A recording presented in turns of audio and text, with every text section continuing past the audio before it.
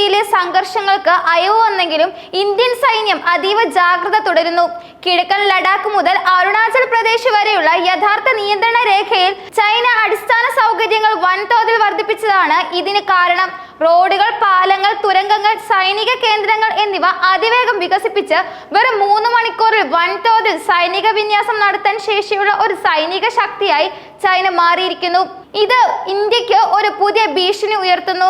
അതിനാൽ നിലവിലെ പിൻവലിക്കൽ നടപടികൾക്കിടയിലും പൂർണ്ണമായി ചൈനയെ വിശ്വസിക്കാൻ ഇന്ത്യൻ സൈന്യത്തിന് സാധിക്കില്ല.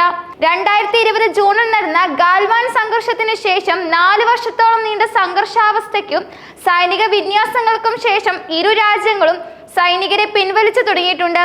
നിലവിൽ ചൈനീസ് സൈന്യം 100 കിലോമീറ്റർ ദൂരത്തേക്ക് പിൻവാങ്ങിയതായി കണക്കാക്കുന്നു. ഇന്ത്യയും സമാനമായ രീതിയിൽ സൈനികരുടെ എണ്ണം കുറച്ചിട്ടുണ്ട്. എന്നാൽ ചില തന്ത്രപ്രധാന മേഖലകളിൽ ഇപ്പോഴും സൈനികർ മുഖാമുഖം നിൽക്കുന്ന സ്ഥിതി നിലനിൽക്കുന്നുണ്ട്. ഏകദേശം 45,000 മുതൽ 50,000 വരെ സൈനികർ LACയുടെ സമീപത്ത് ചൈനീസ് ഭാഗത്ത് ഉണ്ടെന്നാണ് ഇന്ത്യൻ സൈന്യത്തിന്റെ വിലയിരുത്തൽ.